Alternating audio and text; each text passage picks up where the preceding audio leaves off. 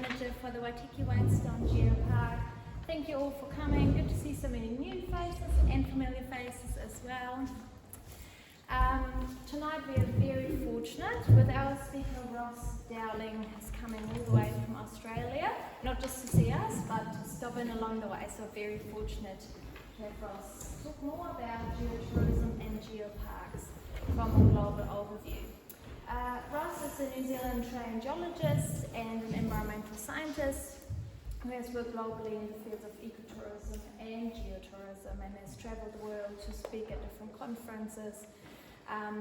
At the moment, Ross is an academic at the Edith Cowan University in Western Australia and is a global contributor to geotourism and geoparks. So I'm really looking forward to learning more from you. We had a quick catch up last night and your knowledge is really outstanding. So please welcome Ross Dowling, everyone.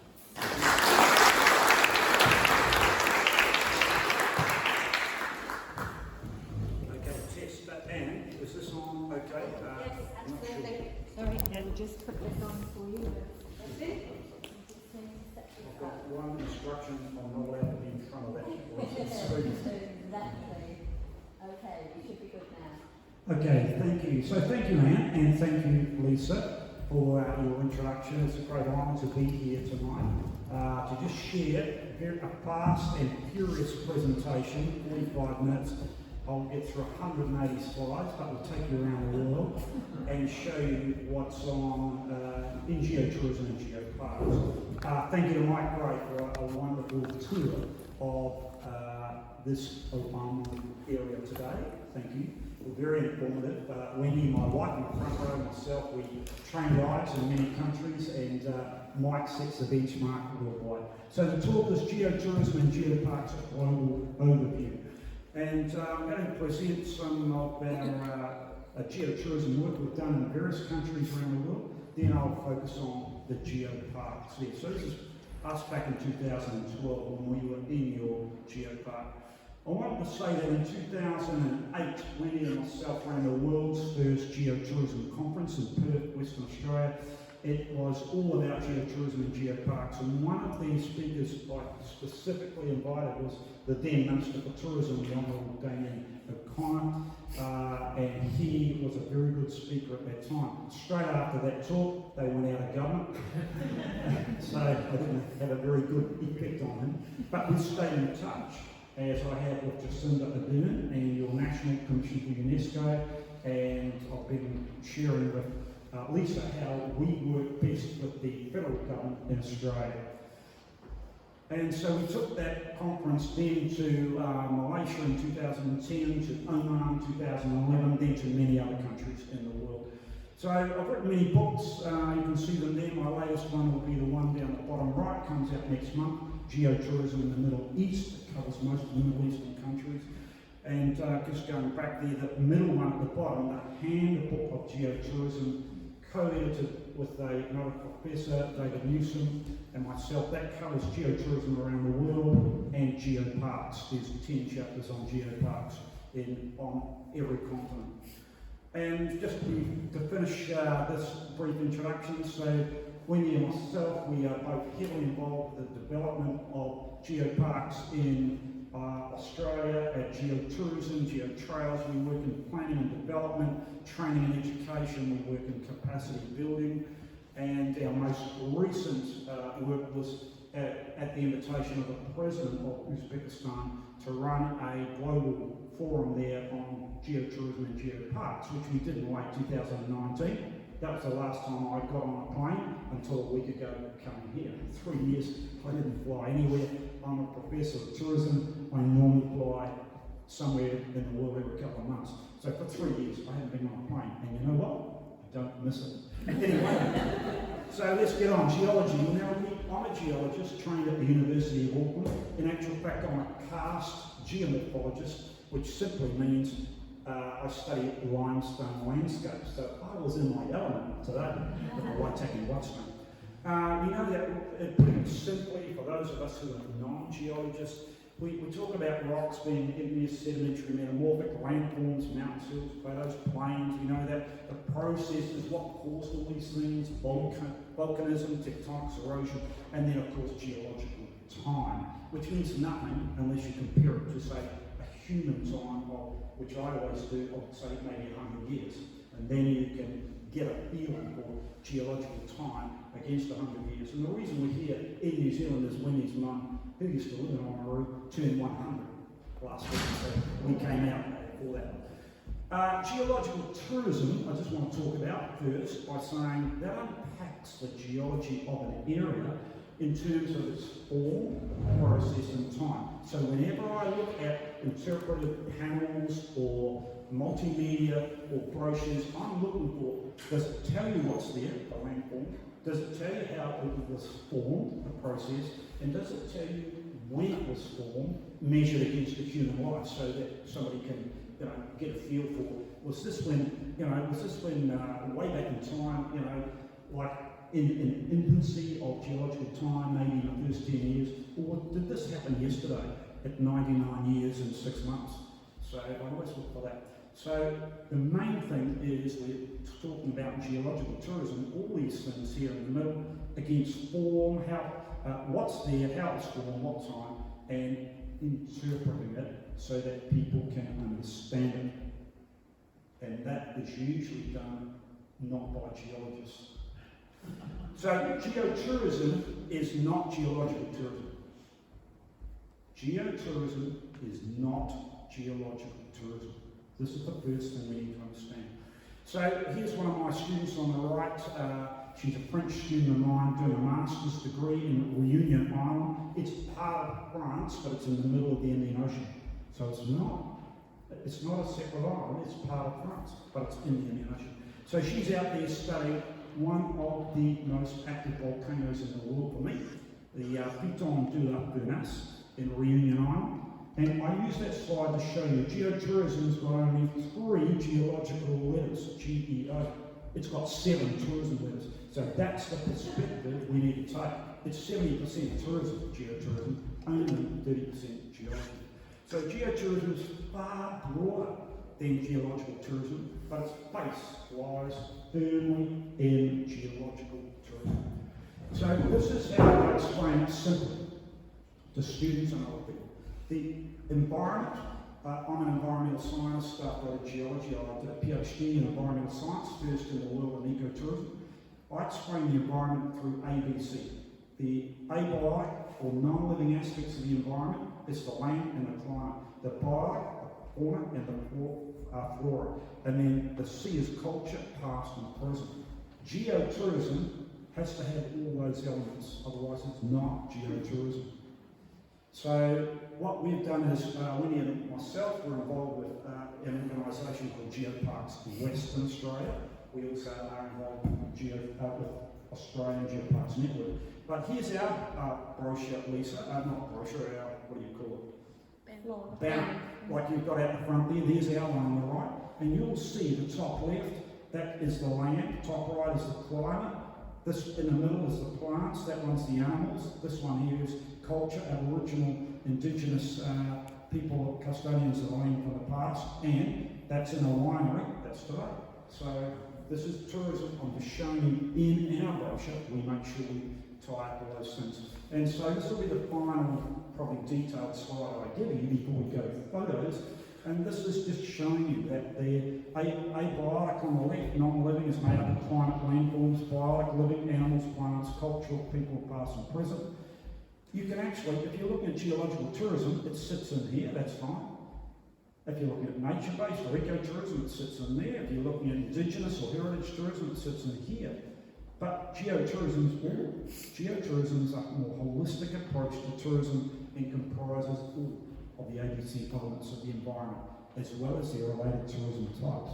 So what it means is that if you've got good interpretation through geotourism of an area, the local people and the visitors now have a more integrated or holistic understanding. They've got a sense of place, of whatever it is they're visiting. That's what geotourism does. Far wider than ecotourism. far wider than indigenous tourism or cultural tourism, far wider than geological tourism. So, just to finish this intro, geotourism starts with an understanding of geology and climate. So I'm always looking for, on geological, geotourism science, okay, this is the geology of the area, but what's the climate? Are we in a polar region, temperate region, subtropical region? What is it that's affected the rocks and the lands here, the climate? Because that shape the plants and the animals that live there. Why you get polar bears where you do, and why you get elephants where you get them. And then so taking together those four aspects in points 1 and 2, they inform how people there have lived in an area in the past and how they live there today. So we're going to fly through just some case studies, places where Wendy and I have worked around the world, and we just had a quick look. So just one slide on Galapagos. These are various places I'm going to take you virtually to every continent. And the first one here, this gentleman standing up on the right of the zodiac there, Francisco Debus. He's probably the world's greatest, in my opinion, environmentalist, apart from Richard Attenborough. But he is out there explaining how most people go to Galapagos for the animals only, the marine animals, the land animals. Who's been there to Galapagos? One person, two people, wonderful. It is the most incredible places. It's one of the most incredible places on earth. But you missed the story. It's how the animals have got there, the marine animals and the terrestrial animals, is due to the geology. You've got land, which is one part's young landforms, and another part are very old landforms. And they generate different climates, different fauna and flora, and so different marine animals. But also there's a huge cultural element out there in Galapagos too, where the ships used to go to that very post box there, and people would put their letters in the 1800s. Another ship coming by would grab that letter and take it back to England or Europe or wherever. So big story. So now I'm going to take us into North America to the Grand Tetons and Devil's Tower. That's one of the few places I've been in the world where you've got a geotourism centre. It's funded by National Geographic. It's here in the Grand Tetons, which is the national park just south of Yellowstone. So this is a National Geographic funded geotourism centre. Lisa, that's what you want here. There'll be plenty of millions of dollars thrown out. You could have your own Waitaki, Whitestone Geotourism Centre, so that would be good. But so they've got, like you've got here today, out in the vanished world, Duntrim, where Mike took us. Very good centre out there. You've got your welcome, you've got your volunteers there on the door. Then you've got a very clearly National Geographic understanding. The Abiotic, they talk first about the land and about the climate and how that shaped the wildlife you can see there on the right. And what happens with the animals during the various seasons and why.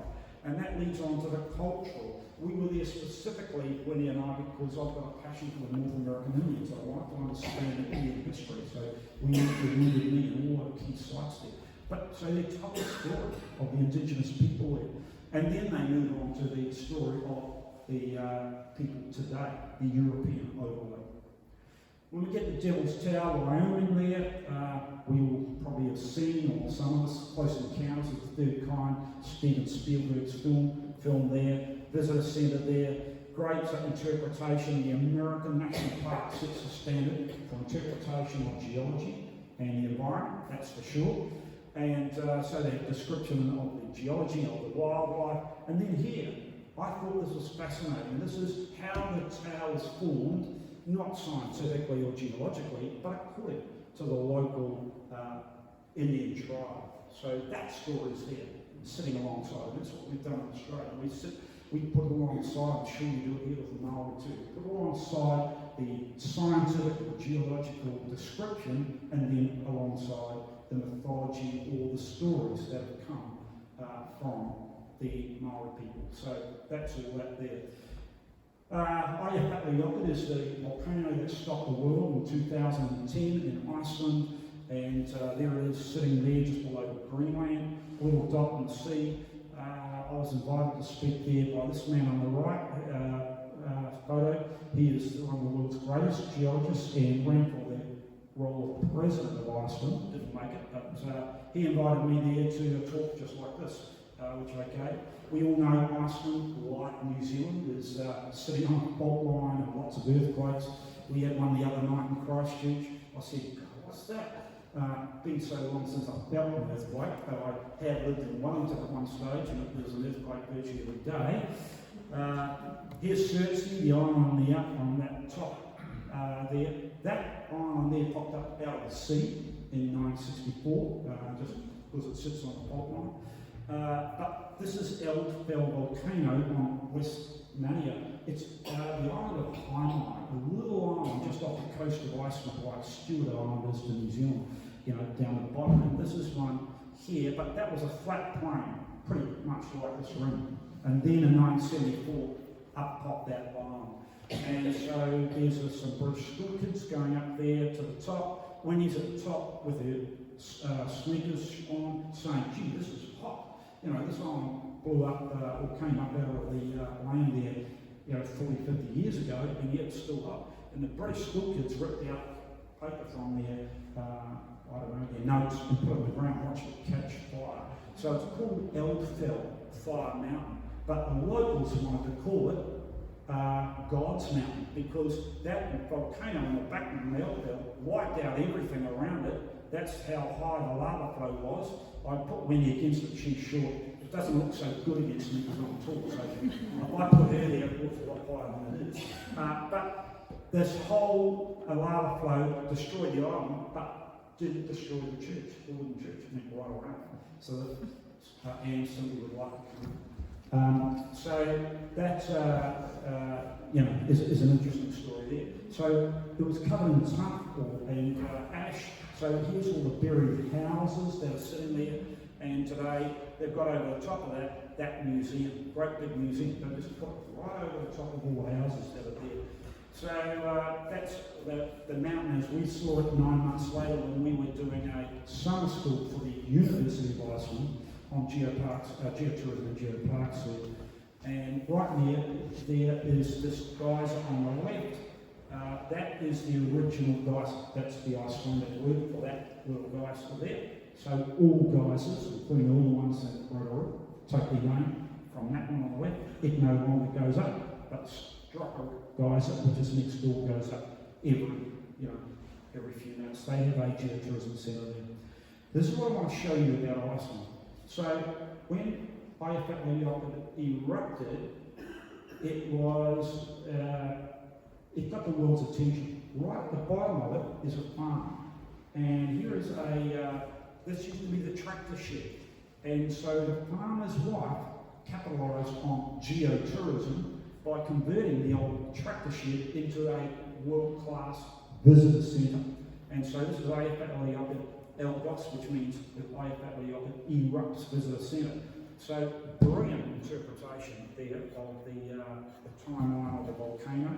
That used to be the tractor pit, if you like, so the tractor would drive over the top of that, and the farmer would be down below fixing the engine. So they're throwing in rocks there, some red lights, put a bit of a rumble happening so it feels like you're going. They're cashing in on the Ash brand with all their t-shirts like the lovely Lisa is wearing tonight for Waitaki Whitestone. There's Gurney there, not a great photo, she's got her eyes closed, but she understands what we're talking about tonight, that we're not talking about describing the geology, we're talking about connecting people with the place, through the geology, through the people, through the plants, through the animals.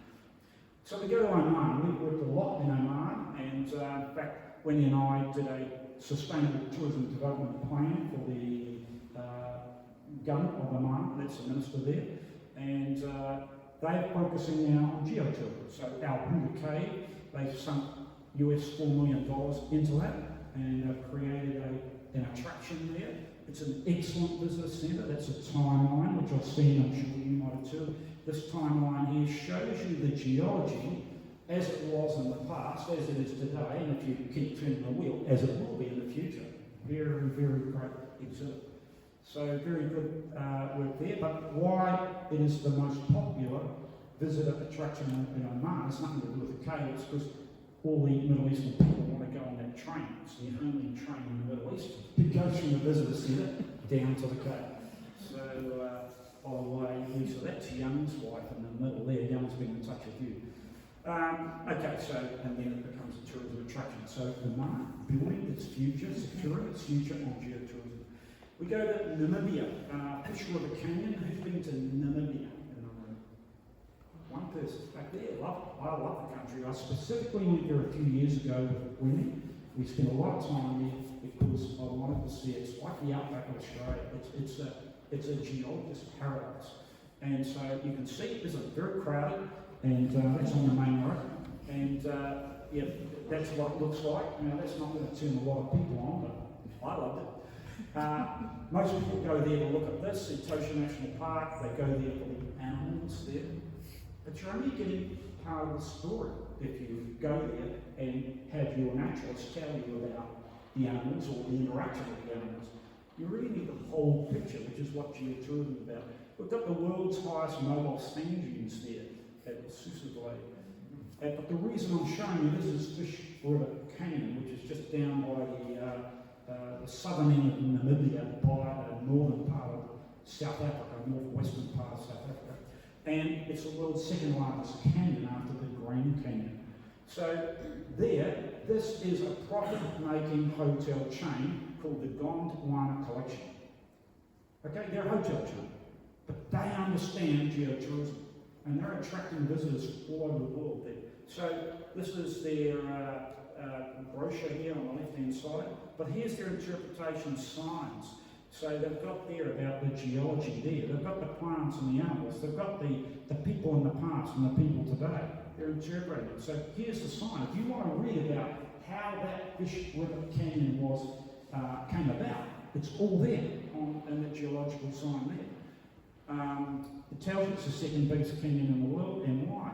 Then they also, the next panels are talking about the plants and the animals of the region. And then the next ones are talking about the culture, past and present. So they're tying it all up. So when you leave there, you've not only seen the second biggest canyon in the world, but you also now understand, you know, its impact, its effect on the plants, the animals, the people who lived there in the past and the people today. And even though America does that very well, I didn't see the interpretation as good in the Grand Canyon. Finally, before we hit the geoparks, we'll talk about just another area in Australia. Now, when we went to America one time there, we were I was invited to speak at the opening of what's called the Trail of Time. It's a walking trail, geological walking trail, along the top of the south rim of the Grand Canyon. And so what you do is you walk 4.2 kilometres along the south rim. Each metre represents 1 million years of geological time. And so you're going back 4.2 billion. I can't remember all the figures, but you actually walk along through geological time. And as you walk along, they have interpretive panels pointing out the rocks. This is this age, you know, you're way back in geological time here. Have a look through a scope down the Grand Canyon. Now you can see it. By the way, here's a rock, touch it, feel it. That's what's down there. So that's a good walk there along that. We brought that concept back to Australia, and now we've got our own, like a skywalk there. So this is in Geraldton, just north of Perth in Western Australia, right there. And what I didn't say was the American Hualapai tribe on a side canyon had built the skywalk. And their skywalk was small, so we thought we'd be bigger and better in Australia. We built 2 of them. So there's one there, much bigger than the American one, and there's a second one. So that's before it was built. That's the artist's interpretation. But what I like about what we do well in Australia, I'm not sure what happens here, but the interpretation always begins at the car park. So if you're going to a visitor centre, you don't park your car, go to the centre and now let's learn about where you park your car, you start learning from there. So they're along the way, but this is before you've even got to the attraction or the visitor centre. This is a couple of my grandchildren and Wendy there. And animal sculptures along the way and the stories. You're going to see a geological feature, but you're already learning about the plants and the animals, the emu with the chicks, etc. and with the interpretation. And then finally you get there to the attraction in English and of course in Aboriginal language, and that's one of the two skywalks going out there, and there's the other one. So lots of geological interpretation, you'd expect it, it's a geological feature, it's a canyon. Good panels, very clear, plus the plants and the animals, plus lots of agricultural connections, lots about that. And also, so both indigenous and also European. And the Aboriginal interpretation has been put together by the Nanda people, the local people, and they don't pull any punches. You know, the story of being taken off their land, it's all there. So no one's trying to hide anything. This is the story. But they've done it with their blessing. Okay, so that's the first part I want to talk to. We're on 6:30. Good, so we're on time.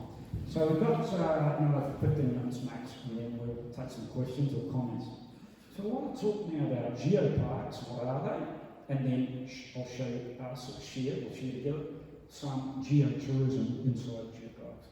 So we know it's a UNESCO concept, and of course that is both good and bad, like anything in life. A lot of people think, oh, United Nations must be good. Other people think UNESCO, we don't want them in our land because they'll be telling us what to do. So we'll cover all that as we go through. But UNESCO is a program of, Geoparks is a program of UNESCO.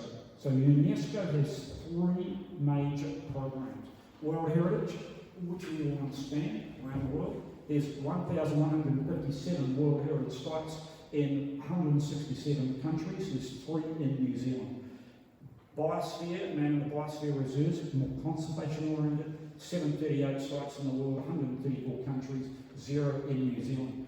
Geoparks, correctly called UNESCO Global Geoparks, 177 in the world in 46 countries, and hopefully 1 coming soon to this area. Now, I've just got to say that how geoparks came about is because geologists were at a conference back in the 70s in Europe, and they said at the time, there was only World Heritage then, there wasn't these other programs, and they said, let's say there was 1,000 at the time World Heritage sites. Of the 1,000 World Heritage sites at that time, 3/4 are cultural. The Eiffel Tower, the pyramids. So only 1/4 was natural, celebrating natural heritage. And of that quarter, only 1/4 of that was talking about geology, geological heritage. So that's when they said, we need to do something. We need to create a program that will put a highlight on geology and all that it does for the world. So that's where it first started.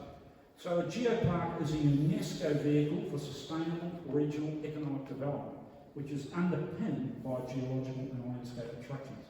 So I'm asked all over the world, what are geoparks? And I say, they're a vehicle for sustainable regional development. That's what they are. They're a development tool. They're about economy. They're about jobs. They're about conservation, because it's UNESCO. They're about creating opportunities for indigenous peoples, because it's UNESCO. And then I've heard today, Mike and I were talking about this, some people think sustainable meat is bad. Well, I'm an environmental scientist. I don't see anything wrong with sustainability if it's got the 3 in balance we're talking about. The environment needs to be kept in balance with socio-cultural along with the economic, not one dominating the other. And so geoparks at the bottom there says they foster conservation, community well-being and economic development. They're nothing like national parks. So as we said, there's 177 in the world, 46 nations, 60 million visitors per year, one network. So some people get confused. There's UNESCO and its program of UNESCO Global Geoparks. And over here, there's the Global Geoparks Network, which is a not-for-profit voluntary organisation, which is people-to-people organisation. They actually started geoparks. UNESCO stole it from them. And so the Geoparks Network, this one here, is a network of people. So somebody said, I think Mike said today, or somebody said to me today, but how do you really get, the benefit out of geoparks? You get it because it's a network. Every geopark is cross-promoting every other geopark. People now are travelling the world to see geoparks in the same way they used to tick off World Heritage Area. There's 4 major groupings. There's a global geoparks network, then 4 regional ones. New Zealand and Australia, and the Pacific is in this one, the Asia Pacific Geoparks Network. So there's a network there. So not only does Waitaki Whitestone have the global network helping them, but they also have the regional network, the Asia Pacific Geoparks Network. This one slide here more or less tells you about geoparks. First, we have a look on the left. UNESCO is about many of these things here. Their goals are to promote education and science, celebrate culture, foster natural resources, about sustainable development, empowering women, indigenous knowledge, climate change, understand geological hazards, protecting geoheritage. That's not all of them, but there's the main ones.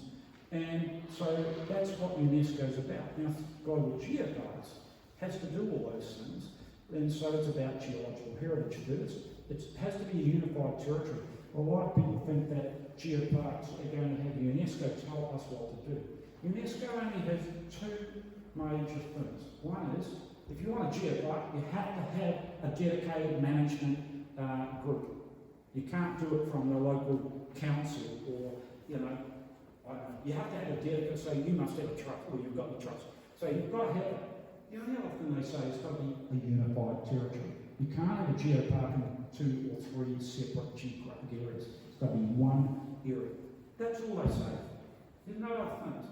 There is a small one we talked about today, Mike, and you're not allowed to sell fossils or minerals inside a park. But you can have a mine. There's 6 global geoparks with mines and active mines in the world. So we're talking today not about all this geological heritage, unified territory, promoting geoeducation or sustainability, etc. We're talking about that being powered by geotourism, so we'll talk about that. This sense of pride. I want to tell you one thing, we're working in Western Australia, and Margaret River is a very, very popular tourist region inside Australia.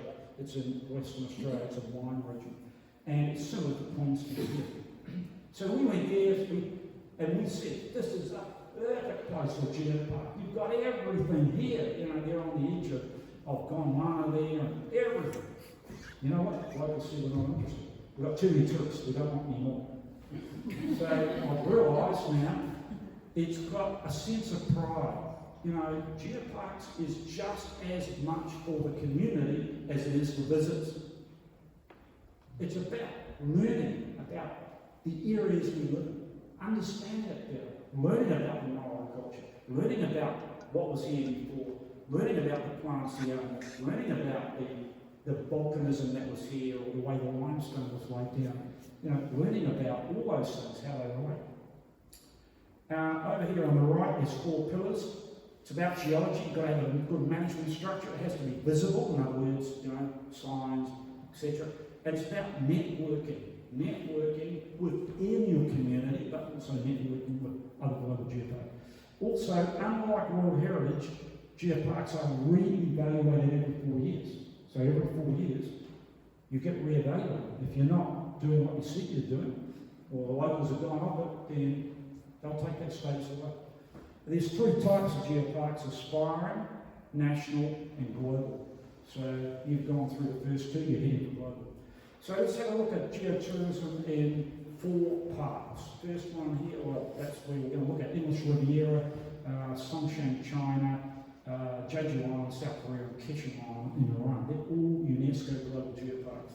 This here, to me, is the best geopark in the world, personally. That's what I think. It's down in Devon, and that's their brochure there. It's located down the bottom here, down towards Cornwall. That is their patron, Prof. Ian Stewart, who is like the David Attenborough of the geological world. He's a rock star. I've been with him at conferences all over the world. He's mobbed by everyone who's seen his geological videos. He's a Scottish geologist now working with one of my former PhD students in June, for the King of June. So he's the patron of this park, and the chairman of the park, this guy on the right-hand side, Nick Power, became a very good friend of Wendy and myself.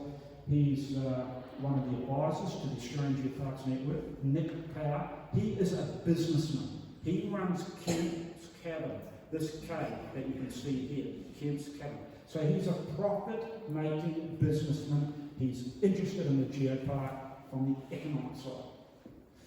So he chairs the trustees like your Helen Johnson here. The woman sitting next to Melanie Porter is like you, Lisa. She's the manager of the park and one of the highest level people in the world.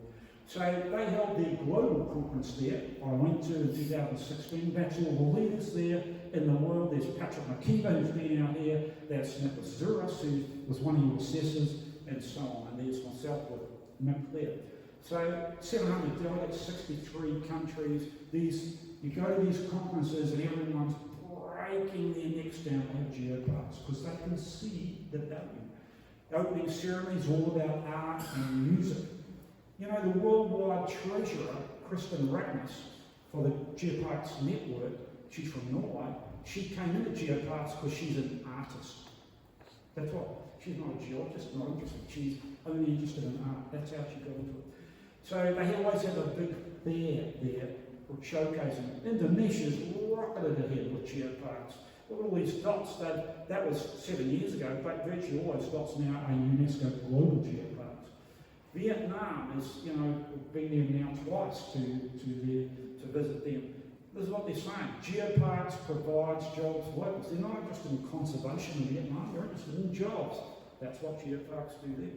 But we went on a field trip there, and finally we see some rocks, I said to this guy, Sakai Saito, the mayor of a tiny city in Japan, I said, you're the mayor of a big city in Japan, what the heck are you doing at a geoparks conference? He said, I've seen how they work in Japan, and I want one for my city. And here, one of the pictures here was the museum visit to the Agatha Christie Museum. Now, people got this in their heads, geoparks about geology. It's about everything. It's celebrating a sense of place. It's about celebrating history and culture. Look at on their website, all their things there, and look, they've got the A, the B, the C there, all there. And if you look at their brochure, the one I showed you at the start, have a look. We're looking at some pottery urns here. We're looking at a rock floor there. That's okay. We're looking at what's that say? I don't know, something or other. London Bridge. That's all pretty Kemp's Cabin, all geological.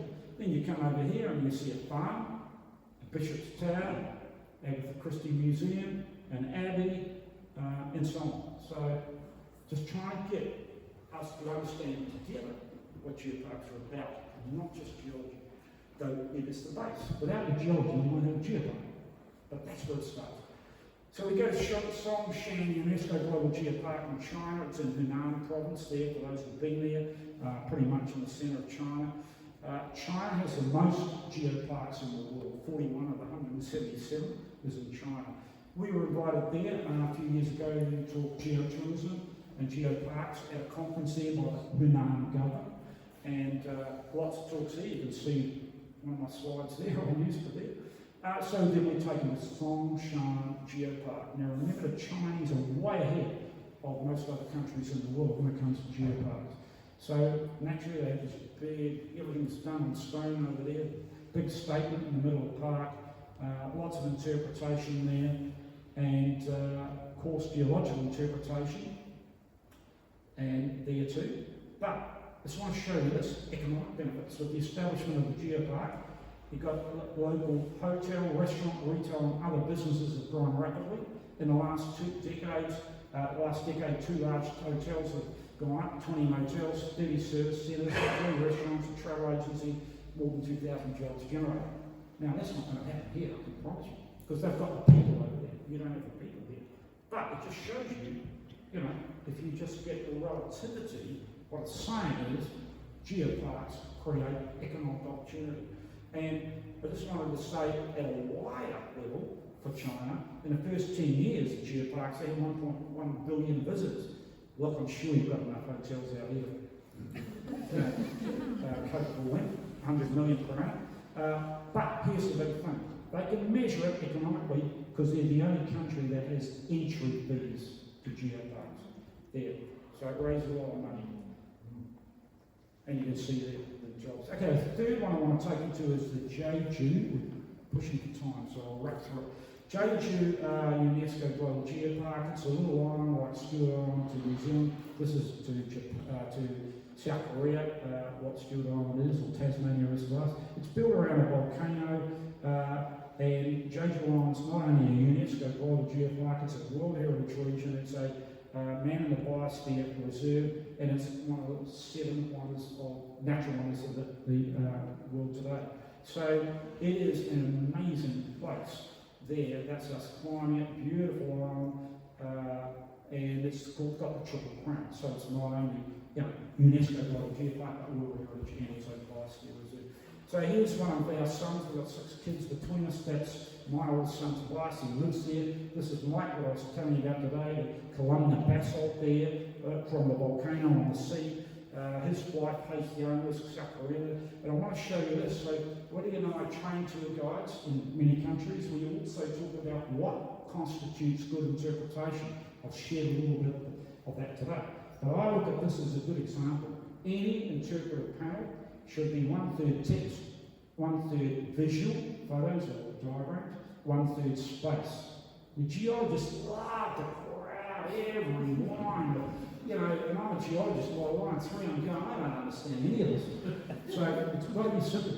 And when I tell you that the text is in 4 languages, you'll understand how much text is there in English. Only the first part, only this part here is in English. That's Korean, Japanese, and Chinese.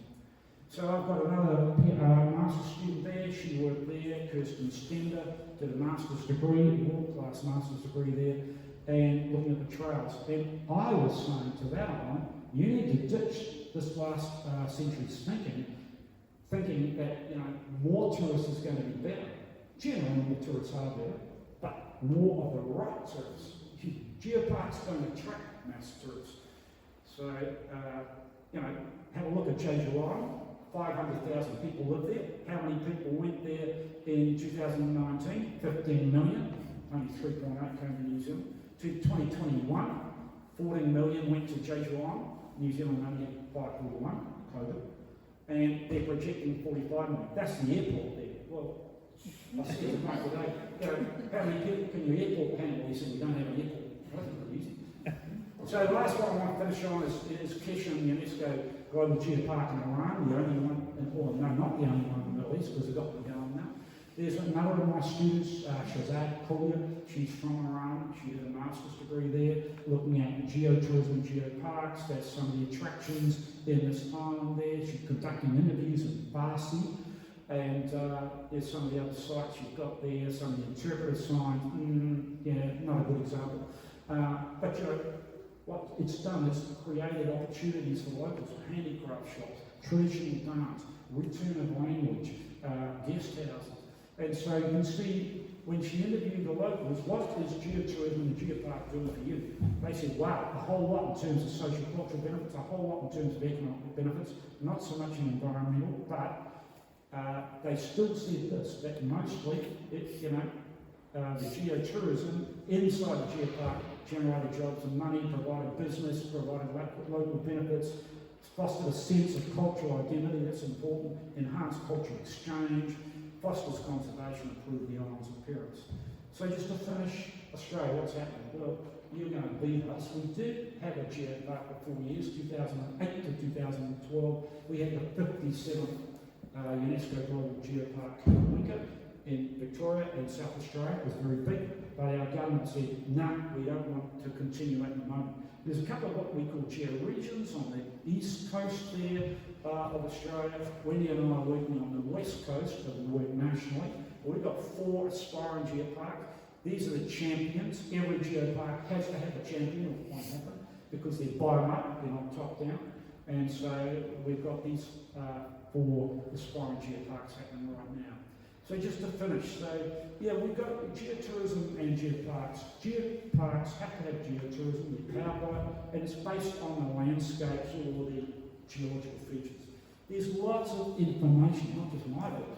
You type in geoparks on Google Scholar, you'll see thousands of papers coming out now. There's a lot of knowledge around the world. I say that geotourism is best understood through its ABC. It's very simple to understand. That's how geotourism is different to ecotourism, which focuses mainly on the biotic, or cultural tourism, mainly on the culture side. And it's a global phenomenon. Last slide, I think it's this one.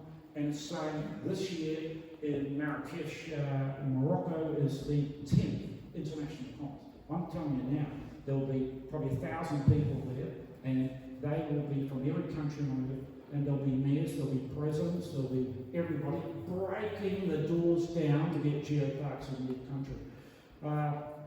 The Forbes, the last thing I'll say is Forbes, which is maybe a travel organisation, it came out late last year, end of last year, and said its top 23 sites to visit in 2023. Well, I chair Destination Perth, which is a tourism organisation for the city of Perth in Western Australia. We came out number 9, the only Australian place. We're very proud of it. Marrakesh, Morocco came in at number 2. So they're saying, Forbes are saying, this is one of the places to visit in the world this year. We've got a global geoparks conference here. And number 1 was Queenstown, New Zealand. Okay, that's it from me. So thank you, and we'll take some questions. Invite you out the front, Lisa, to help me with any questions. Thank you, Ross. Right, I think we've got about 10-15 minutes for questions. If anyone wants to contact me, that's my direct info. Yes, right. Firstly, the geopark you had, the UNESCO geopark you had, which is no longer a UNESCO one, what is it now? Can I make it? So, yeah, but what does it do? Is it still for tourism? It's still, Oh, yes. still operates as such. Can I make it is more or less like your Waitaki area now, well, before it became geopark, more like the Biotic. They have now kept a geotrail going. They'll come back and become a geopark again. But right now, they've kept all the infrastructure, all their visitor centres, like the one we saw down the train. They've kept all their geotrails happening. But because the Australian government is taking cautiously about having geoparks in Australia, and I can tell you why that's happening, I'll tell you exactly why it's happening, because when we got the first geopark there, the resource industry, I mean, we're basically a big mine, Australia, that's all we are, a mining place. And so the resource industry said, wow, UNESCO, we don't want that. You know, we may not be able to explore or have mines, you know, not realising that it's exactly the opposite. It's promoting resources and mining. That was the first thing. The pastoralists also said, oh, we don't want tourists all over our land, leaving the gates open. You get some of that here in this area, as you do here. I came off a farm from Auckland, that's my background. I'm off a dairy farm. And you know, I don't like leaving gates open and that, and most pastoralists or farmers don't want tourists all over their land, scaring their stock, leaving gates open, trampling everything down. So that was the second thing. And the third thing was, it all coalesced, and the government said, well, look, maybe geoparks, not just yet. So the third thing that happened is, the people who founded geoparks, the geologists, way back in the 70s, I've spoken to all of them. Guy Martin's the main one, Mick Zuros, Patrick Makita and Marie-Louise Frey from Germany. Those 4, they kicked off. They now wish they'd never called it park, because most people think national parks, oh, you know, you've locked the land up. You know, we've got the equator, you know, that's not any land, you just pass over. A geopark has an artificial boundary. Everything inside it stays exactly the same. UNESCO's got no claim on it. If it's Maori land, if it's owned by the council, if it's your house, if it's a fire station, this all, you know, UNESCO's got nothing to do with it. But the park people said in Australia, and probably they would say here, Derek, the DOC, they might say the same here, they'd say, hold on, we don't have enough money to run our national parks and other reserves in New Zealand. We don't want another level of parks. So the Minister of the Environment at the time was Peter Garrett, ex-midnight oil frontman. He was our Australian Minister for the Environment. So he said, oh, let's just put a hold on it. So they didn't renew after 4 years, the Australian government said, no, we don't want that renewed. Right now, we've moved the Australian government around to saying, well, if the states want it, we won't get the money. So there will be geoparks happening soon. But you guys will beat us, which I'm very happy about. Other questions or comments? And I'm happy to stay behind at the end to take any specific points. Yep. Ross, I just wonder, given what you've seen today with Mike, where do you see the pressure points coming on as the Whitestone Geopark unveils? Is there anything that you've seen today and then applied what you've seen happening in geoparks around the world? The pressure points will come if you're not ready. In other words, once you become a UNESCO Global Geopark, you're now on the radar of every other global geopark around the world. You'll be at all conferences, you'll be sharing information, you'll suddenly have the geopark community wanting to come here. And if you're not ready, in other words, you don't have the infrastructure, the accommodation, you don't have the interpretation at the visitor sites, if you don't have the trained tour guides, if you're not ready, that's where that'll be the question. Other than that, I don't see it. It's a follow-up question for two of you, don't mind.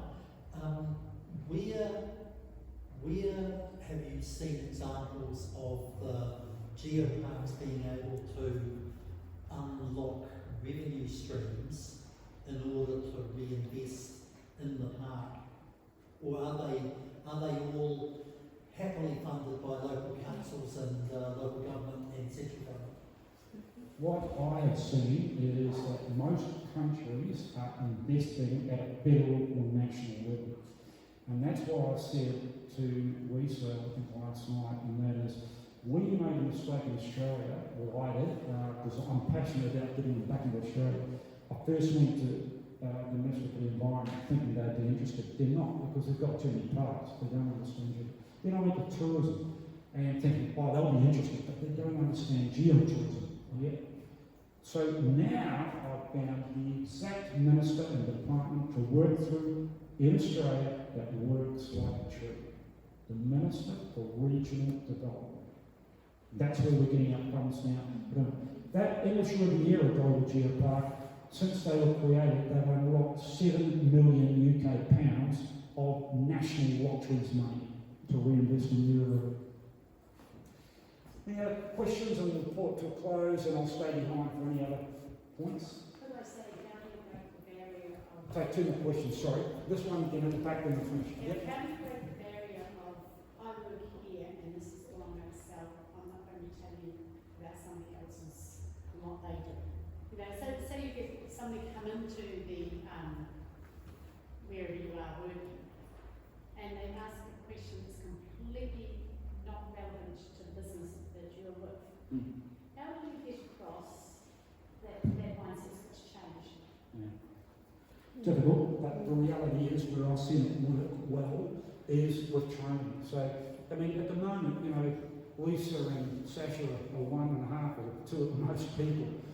You know, as this grows, once you become a global geopark, as it grows, you will need training. Training is not, you know, I saw a very interesting thing many years ago when I worked in ecotourism. It was in the town of Dalesford, Victoria. Who's been there? Dalesford is a spa town. You've been everywhere, are you? Dude, you're right on me. So Dalesford, Victoria is a spa town. And the woman who ran the major spa in town, who was very progressive tourism person, she got sick of the fact that, you know, people in town didn't realise the value of tourism. So back in those days, what she did was, this was before electronic transfer, you had cheques, if you remember those. You paid for everything by a cheque. Anyway, so what she did is she got a little stamp, and she got her tourism committee, a bit like your committee, so that every time any bill was paid, it was underneath it said paid for by tourism dollars. So when she paid the local baker, paid the plumber, paid the electrician, paid the local service station, they suddenly realised they've got all these cheques coming in. Then they realised we're a tourism town. But how I've seen it work in other places is, I chair the cruise industry in Western Australia, cruise ship, don't hold that against me, but I love cruising, sustainable cruising, And what the cruise industry worked down Western Australia, we had exactly the same problem. All these little ports around Western Australia was 10. Most of the local people said, we don't want cruise ships, we don't want passengers. So we had to go out and we ran cruise ready workshops. And we were able to share with them. This is the benefits. You don't have to get involved if you don't want to, but if you do, here are the benefits. So now we've got all those towns involved, but we had to go out and tell them, we had to go and sit with them and share with them and spend time with them. Last question back here. Thanks. I just had a question in the context of the other examples that you've provided tonight and how our geopark or potential geopark would sit amongst it in terms of the geographical sparseness. Is there any uniqueness to what's being done here, or it's very similar globally with respect to that? And then second to that, do you see the concept of a geopark and geotourism as an enabler or a deliverer? What's the essence of it, Lisa? I missed some. There was 2 questions. Two? Yes. Sorry, The first one, all the examples you showed Yep. from all across the world, given our uniqueness in Yep. terms of the location, is that right? From Just from here all the way right through to the Alps, basically, we've got such a... our diversity of this Yep. area, whether this is quite unique in terms of what the other geoparks might have. More along the lines of how do we actually capture value given that someone can enter from 200 kilometres away or enter? Look, some geoparks are very small, like Hong Kong, global geopark, very small, size of Hong Kong. Others are massive, and Canada used to be one of the biggest in the world. So how do you have all these various attractions, and how are they sold as just one unique thing, and how do they all work together? Your diversity is your strength. That's what you've got. And your travel is not a problem. You've got people going down through your area on bikes. You can get around your whole area in half a day in a car. So, I don't see that as a problem. And that was, would that be an enabler or? A deliverer. Well, the geopark is an enabler or a deliverer. Both. Basically what a geopark does is it now is the one coat hanger that tourism sits on for everybody. So even if you're in event tourism, you come under the geoparks. If you're cultural tourism, moral tourism, if you're under ecotourism, wildlife tourism, cycle tourism, it all comes under the geopark. So it enables tourism and it delivers it. What the geopark does, more than anything, and I've worked in tourism for a long time in many countries, what the geopark does is it just brings tourism together. It's the one unified thing. We don't have, sitting here, the Eiffel Tower, which people go to Paris for. We don't have the Grand Canyon, which people go to Arizona for. We have a diversity of attractions. No one attraction is like the Eiffel Tower and the Grand Canyon. But you put all the attractions together under a geopark, which is a set boundary, one uniform brochure, everything in it, then it becomes not equal maybe to the Eiffel Tower or the Grand Canyon, but it becomes very easily understood by tourists. That's it. I'll finish there. Thank you, Lisa. I think we're on time. Thank you. I'm sorry we have to wrap up. There's another group needing to come in here. Thank you very much, Ross. Please all.